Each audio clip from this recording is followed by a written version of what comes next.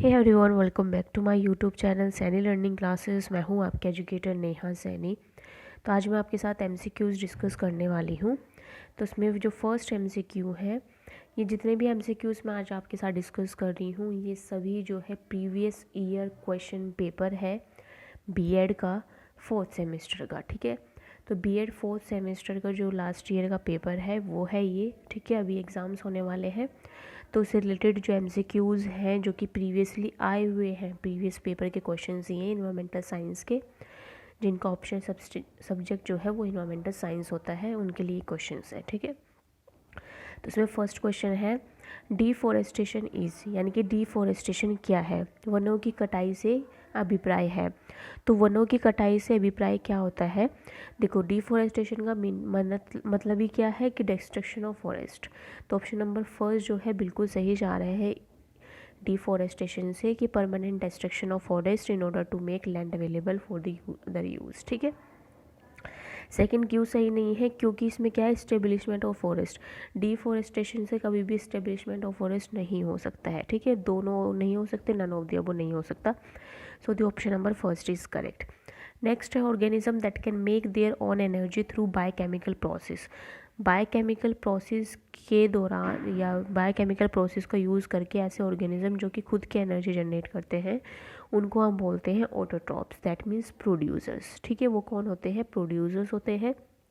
Consumers और डिकम्पोजिशंस नहीं हो सकते, क्योंकि ये खुद से जो है एनर्जी को खुद से क्रिएट नहीं करते हैं। ठीक है, नेक्स्ट है a species that has a disproportionality large effect on its environment related to its abundance is known as, यानी कि उन स्पीसीज़ का जिनका डिस्प्रोपोर्शनलिटी लार्ज इफेक्ट पड़ता है environmental relative to their abundance, ऐसी स्पीसीज़ होती हैं आपकी कीस्टोन स्पीसीज़। कौन सी स्पीसीज़ होती है, कीस्टोन स्पीसीज़, यानी कि एक ऐसी प्रजाति जिसका प्रचुरता में डिस्प्रोपोर्शनिटी होने से इसका पर्यावरण पर बहुत अधिक प्रभाव जाना जाता है। ठीक है, वो होती है आपकी कीस्टोन स्पीसीज़। चलिए नेक्स्ट क्वेश्चन है, the fourth question is in India the environmental protection act 1986 कब इनटू फोर्स ऑन, यानी कि इंडिया के अंदर इन्वायरमेंटल प्रोटेक्शन एक्ट जो है 1986 वो कब आया था। ठीक है, तो इंडिया के अंदर जो फोर्स यानी कि लागू हुआ आपका इन्वायरमेंटल प्रोटेक्शन एक्ट, वो हुआ था 19 नवंबर 1986। ठीक है, तो the option number first is correct. Next question है the formal beginning of discipline of environmental education was marked by, यानी कि जो फॉर्मल बिगिनिंग है डिसिप्लिन की इन्वायरमेंटल एजुकेशन, वो मार्क की थी, किसने मार्क की थी, ये है आपका national association for environment education in UK, NAEE। ठीक है, option number first is correct, यानी कि NAEE ने क्या किया था, फॉर्मल बिगिनिंग की थी कि उनसे डिसिप्लिन की इन्वायरमेंटल एजुकेशन डिसिप्लिन की। ठीक है, नेक्स्ट क्वेश्चन है, question number 6 is choose the correct option about IEEP। IEEP के लिए आपको करेक्ट स्टेटमेंट जो है वो चूज़ करना है। फर्स्ट है the IEEP international environmental education programme was launch at international workshop on environmental education held in Belgrade by UNESCO. UNEP बिल्कुल सही है। नेक्स्ट है IEEP produce the first inter government statement on environmental education, ये भी बिल्कुल सही है। IEEP prepare a document on environmental education known as Belgrade chapter a global framework for environmental education. ये चारों ऑप्शन जो है IEE से रिलेटेड भी वो बिल्कुल सही है। ठीक है, so the option number fourth is correct. Next question है is the branch of philosophy that is concern with the natural environment and human place with in it, यानी कि ऐसी कौन सी ब्रांच है फिलोसफी की जो कि कंसर्न करती है natural environment and human place with in it, वो होती है आपकी इन्वायरमेंटल फिलोसफी। ठीक है, इन्वायरमेंटल दर्शन जो है वो ऐसी ब्रांच ऑफ फिलोसफी है जो कि कंसर्न करती है natural environment and human place with in it. So the option number B is correct. Next question है question number 8 the objective of environmental education is, यानी कि ऑब्जेक्टिव क्या होता है इन्वायरमेंटल एजुकेशन का।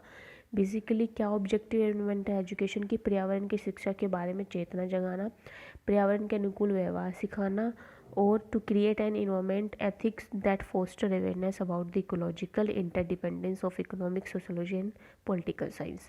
तो ये चारों ऑप्शन जो है वो बिल्कुल सही है, ठीक है। तो option number D is correct, क्योंकि ये मेन ऑब्जेक्टिव है किसका, इन्वायरमेंटल एजुकेशन के कुछ जो है वो ऑब्जेक्टिव्स हैं। नेक्स्ट क्वेश्चन है the endangered plant and animal species are described in the book name them. जो कि एंडेंजर्ड प्लांट्स होते हैं और जो स्पीसीज़ होती हैं उनको किस बुक में डिस्क्राइब किया जाता है। बहुत सिंपल क्वेश्चन है, इसका आंसर है red data book. Red data book के अंदर ही क्या किया जाता है, एंडेंजर्ड प्लांट या एनिमल स्पीसीज़ के बारे में बताया जाता है, डिस्क्राइब किया जाता है, ठीक है। नेक्स्ट है question number 10, Chipko moment was created by, यानी कि जो चिपको मोमेंट था वो किसने क्रिएट किया था।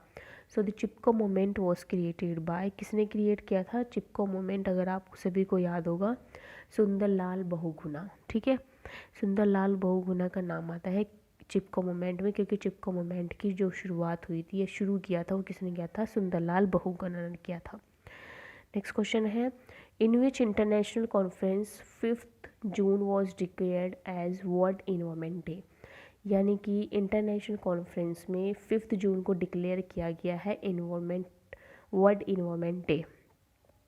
सो कौन सी इंटरनेशनल कॉन्फ्रेंस थी वो, तो जो आपकी इंटरनेशनल कॉन्फ्रेंस रही है जिसमें 5 जून को डिक्लेयर किया गया वर्ल्ड इन्वायरमेंट डे, वो है आपकी 1972 की international conference on human environment Sweden, ठीक है। So of the option number B is correct.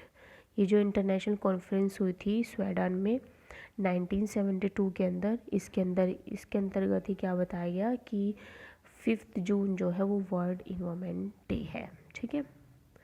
चलिए नेक्स्ट क्वेश्चन है question number 12, the composition of atmosphere is as, यानी कि जो एटमॉस्फेयर की कंपोजिशन होती है वो किस तरह से होती है। The composition of atmosphere is, यानी कि कितने % आपकी नाइट्रोजन होती है, कितनी अदर गैसेज है, कितनी ऑक्सीजन है, ठीक है। तो अगर आपको पता होगा जो हमारी एटमॉस्फेयर है, एटमॉस्फेयर के अंदर 78% क्या होती है, नाइट्रोजन होती है, ठीक है। ऑक्सीजन कितनी होती है आपकी, ऑक्सीजन होती है 21%, और आर्गन यानी कि अदर गैसेस जो है वो 0.9 0.1 इस तरह से वो अदर गैसेस % होती हैं, ठीक है। यानी कि अप्रोक्स आप 1% मान लो वो क्या रहेंगे, आपके अदर गैसेस रहेंगे। तो उसमें देखिए 78% नाइट्रोजन कहाँ कहाँ दिया गया है, ऑप्शन नंबर बी में है और ऑप्शन नंबर डी में है, ठीक है। फिर उसके बाद 21% क्या होती है, ऑक्सीजन होती है, और 1% आपकी अदर गैसेस होती है। तो option number D is correct, ठीक है। नेक्स्ट क्वेश्चन है the theme of world environment day, यानी कि थीम क्या है वर्ल्ड इन्वायरमेंट डे की। तो 2020 में जो थीम थी वर्ल्ड इन्वायरमेंट डे की वो क्या थी, बेसिकली जो वर्ल्ड इन्वायरमेंट डे है वो सेलिब्रेट किया गया था बायोडाइवर्सिटी के लिए, ठीक है। तो बायोडाइवर्सिटी के लिए वर्ल्ड इन्वायरमेंट डे की जो थीम थी वो 5 जून 2020 की वो क्या थी, बायोडाइवर्सिटी थी। तो the option number C is correct. आज का ये लास्ट क्वेश्चन है क्वेश्चन नंबर 14, इसमें सिर्फ हम 14 क्वेश्चन डिस्कस करेंगे, इससे आगे के जितने क्वेश्चन हैं टोटल इसमें 35 क्वेश्चन हैं वो मैं नेक्स्ट सेशन में डिस्कस करूँगी, ठीक है। The cause of threat to biodiversity is the, यानी कि जो मेन थ्रेट है बायोडाइवर्सिटी का उसका कारण क्या है।